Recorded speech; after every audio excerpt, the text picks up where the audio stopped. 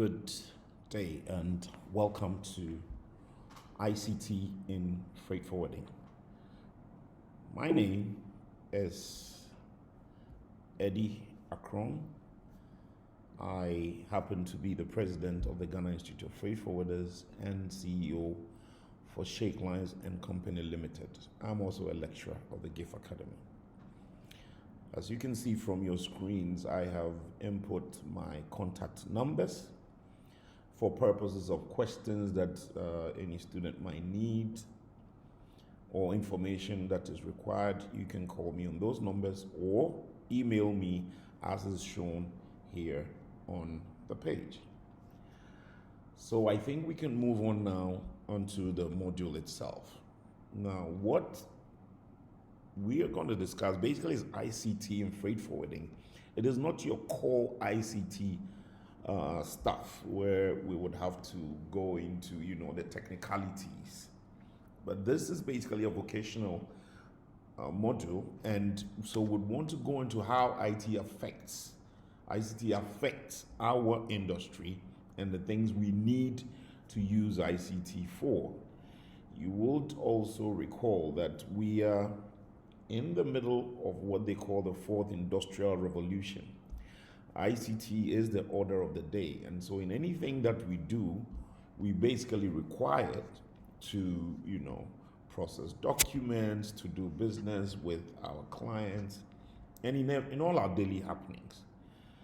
So we'll basically start from, getting a basic understanding of the computer and its environment. So lesson 1 will basically cover the computer hardware, the central processing unit, the random access memory, the basic input and output systems, and the system's software. So, computer hardware, what is it? Now, the computer hardware basically describes the physical components, or what you call the tangibles. That is what you can feel, what you can touch. That is what you see. Okay?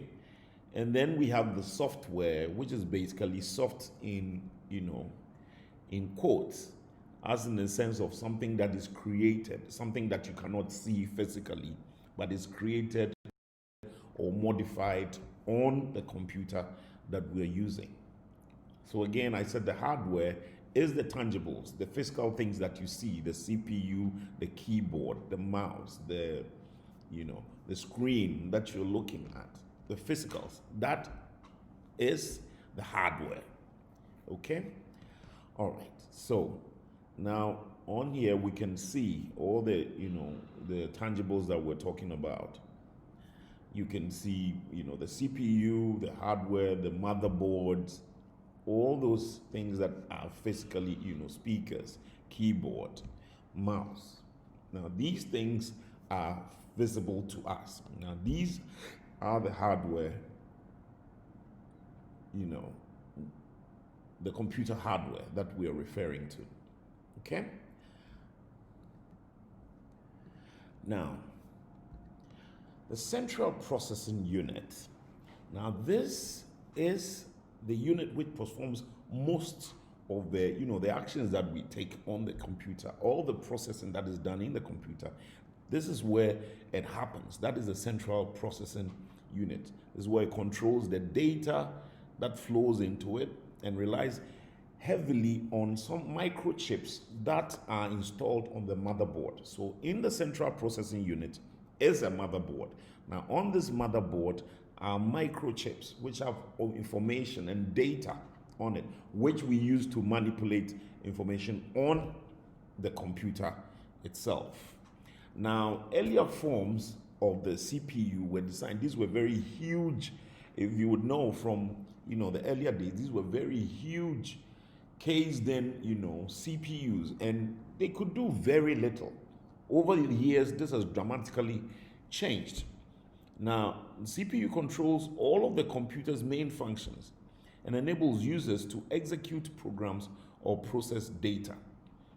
Now, the CPU is one of the most necessary components found in computers of any era. even down to this day when they've been made smaller down to laptops and even into phones and to iPads and into very smaller forms of the computer. Okay, now the CPU is one of the necessary components found in computers, like I said, of any area, along with the primary storage and input and output facilities. Okay, we say also that the early CPUs were custom designed as part of a larger component, so it wasn't even separate. It's a whole component, and the CPU was inbuilt. Now, with time, like I said, this costly method of designing the CPU, for a particular application gave way to the development of standardized and inexpensive classes of processors that are suited for one or many purposes. So with time, those huge, CPUs inbuilt into a system that were, used for particular purposes. Now, all of that has been moved forward. And in modern times, we have, these components there, and they can do a lot of processing for a whole lot of other stuff, not just for one particular thing, one particular process. But we can do a variety of actions on the computers, with the inbuilt CPU.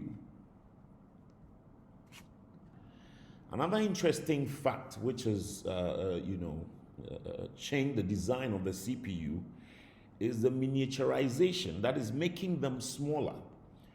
So if you look back in the days when you had these huge, giant tower, CPUs, now we have they've been minimized, like I said earlier, we have laptops, we have iPads, we have smaller phones that are even processing, processing items for us as the computer does. So the miniaturization of the CPU is a very interesting fact, as we have come along all these years. Now, this has led to the increased presence of these digital devices in modern life, far beyond the limited application of dedicated computing machines. So these giant towers that were built and stored in, huge rooms now have been so miniaturized that now we have them all around us. They're things we can keep in our bags, in our handbags, and carry them along wherever we go for use. So on this slide, we can see the central processing unit and how they've been miniaturized in comparison to what it was before. Thank you.